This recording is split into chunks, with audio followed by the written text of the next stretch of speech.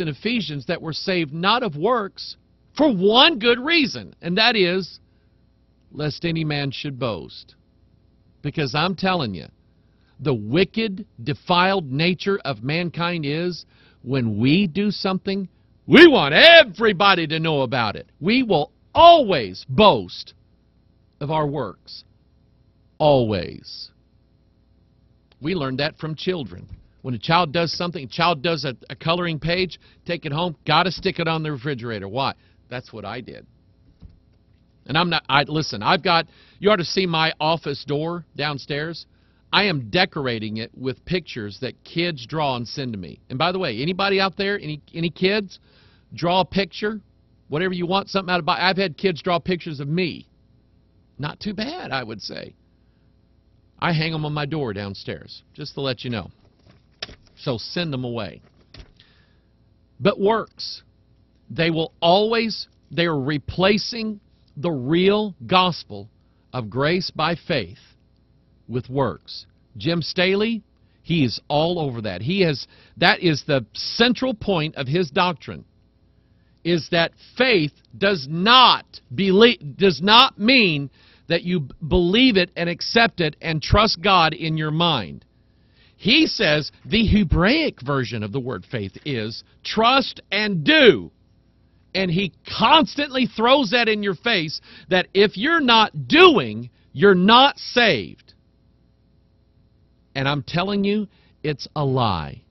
You will always be able to judge the sermons that are coming out of the pulpits by the emphasis on works. And I want to go back to this. Look at what they said. It makes me mad. It's not about who says it. It's what you do with it.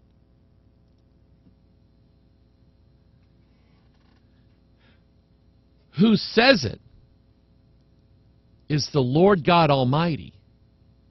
That's who says it. But they're saying it's not about that. It's about your performance and your good deeds and your works and your this and your that.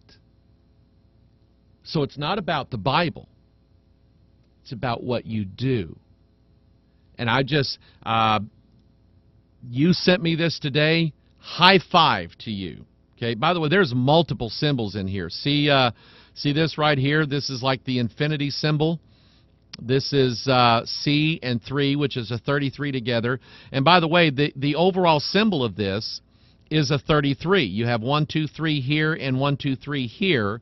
And that, of course, makes 33, or it makes 6. And all of this points back to Genesis chapter 6 and the Antichrist, and so on and so on and so on. A guy sent me this. I'm just stunned looking at this today. Appreciate it. You guys are on the ball. I'm kind of going through some old stuff here. Remember what's at the top of the planet Saturn is the hexagon, and Saturn basically represents Satan, the devil, okay? But that's at the top of Saturn, this hexagon. It is the fusion of as above, so below, sons of God, daughters of men. It's the number 6. Take a look at this one. That symbol being used everywhere. Here you have 3 6s. But you also have, since they're together, you have the idea of the collective, the hive, communitarianism or community. You see it there. Dell. The Jenny Craig commercial I saw. Great food, Jenny experts, flexible plans. They're telling you, come join the hive, join the club, join with us. Let us commune together. 666. Be part of the bees that the queen does. In the movie Chicken Little, when the aliens come down, the aliens are part of a hive. Do you see a hive here? Absolutely. And they're controlled by the queen. In V, the TV show, Diana actually controls that hive. The aliens come down, and they are controlled by the queen. Mystery Babylon the Great, the mother of harlots and abominations. I'm stunned at all of this. And then, and I was going to do this today, and I ran out of time. Here's another one. I talked about this here a while back. The underground church. Get it? Join the network. Join the underground movement. Join the collective. Join the hive. I explained to you a little bit about what communitarianism is and the idea of community. This is why all these churches are changing their name to community. Now, as I said, some churches, like my good friend Pastor John down in Lebanon, Missouri, or Oakland, Missouri, he decided he didn't want to be identified with the Free Will Baptists anymore or anybody else. He just said, we're just going to be a church in this community. And there's a lot of old churches that are named Community Church because they're the church that's in town. They're part of that area. But he's a good, strong Bible believer and a good friend of mine. But these new hip-hop coffee shop churches and with the goatee beard and the shirt untucked. Can you imagine me coming in and preaching church with my shirt untucked? And I hadn't shaved and my hair was sticking up. Somebody be going to my wife saying, "Oh, honey, you need to straighten that man up. He's a mess." My wife would never let me walk out of the house that way. But these community churches, you know what the idea is? The idea in communitarianism or community as a philosophy says, and this was actually spoken by one of the head bishops of the Presbyterian Church, a woman, who said this notion of personal individual salvation is a heresy. The truth of it is, God won't save anybody unless He can save everybody. You see how that is? You know what that's socialism and communism in its truest form. It's the idea that in Matthew 25, the 5 wise virgins should have given their oil to the 5 foolish ones in order to celebrate community. When I remember this, when I got electrocuted, and I was in St. John's Mercy Hospital. I'm laying there on the examination table in the ER in excruciating pain, and they sent the chaplain to talk to me. The lady chaplain. And I told her that I was a minister, and she asked what happened, and I told her the story. I said, when I told God I didn't want to leave my wife and kids, the electricity cut off just like that.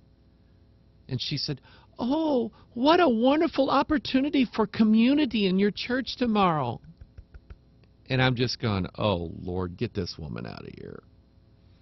I will say, bless her heart, she went and got me some clothes to wear. Because, I mean, they ripped everything off me that I had in that helicopter ride. So, when I say been there, done that, got a T-shirt, I literally did. I got a pair of black sweatpants and a black T-shirt to go home in. Because they took it all, man. They said, "Yeah, you can go home now." And I went, no, I can't. I can't go home. Not like this. But anyway, that's what community is. Community is the idea that we can expect, how dare we think that we can be saved and other people won't be saved. That is so selfish and unchristlike. Everybody has to be in the community. And I want to tell you something. That's the way the devil thinks. He is not going to be content with losing some people. His objective is to take over everybody. Just like the Borg. Now, I mentioned this TV show, Agents of S.H.I.E.L.D. I didn't get a chance to put that up on the screen. But from the first episode, I get it. Here you have this secret society, this secret organization, and in their headquarters, their mobile headquarters, you have these hexagons all over the wall. That's the Hive Collective. And they have the sting of death. Now, let's see what else is coming up here. Ah! The Wal-Mart logo. Did anybody do their homework, or did anybody find out what the name of the Walmart logo is. I am not making this up. I got sent this. It was actually sent to our regular email account. My daughter Lindsay goes through the emails and she sends them out wherever they go. I don't see all of the emails. If it's an order or something like that, we get so many in a day, I can't read all the emails. She sent me this one. Dad, you got to check this one out. She asked me a while ago, Dad, did you get that email? I said, yeah. The Walmart logo. I just went, because I've looked at it before and I'm going, you know what? I think that is 3 up and 3 down. You can actually, if you stare directly in the middle of the Walmart logo, you can see the hexagon in the middle of it, all right? So stare directly into the sun. But there's 3 up and 3 down, and you have a hexagon there, okay? It's called, I'm just trying to figure out how to say it. The official Walmart webpage. This is from Bentonville, Arkansas, where we're broadcasting from today. They call their logo, it's a Q&A, because if you are a contracted company and you want to use the Walmart logo, they say, here is how you can use our logo. We have rules, and they have a frequently asked question about the Walmart logo. And so they say, what is the name of the logo that you use? And the answer is, it's called the Spark. And I went, dun, dun, dun. I get it. I'm stunned at this thing. They call this logo the Spark. Now, I'm going to read to you why, because the question is, why the Spark? Does it have a special meaning? This is from Walmart's website. Listen to their answer. Yes, it has several. It's a symbol of the spark of inspiration Sam Walton had when he opened his very first store. Now, I don't really think Sam Walton ever said, I've got a spark in me. I think God's calling me to open a retail store to sell cheap goods. Okay? I think this is made up. But I think that they're trying to get the idea and the concept out there. So it's a symbol of the spark of inspiration Sam Walton had when he opened his very first store. It's a symbol of all the great ideas that have helped develop our company over the years. Are you ready for this one? Drum roll, please. And it's a symbol of the inspiration that's inside all of us. Dun, dun, dun. You get, that's exactly what I've been saying these past couple weeks with the power of the flame. The divine spark is this little piece of no good thing that is in everybody. And as with Sam Walton, the spark erupted to a full flame of a multi-billion-dollar corporation. Sam Walton, I know a pastor, Pastor Ellis Doyle, good friend of mine. I love this man.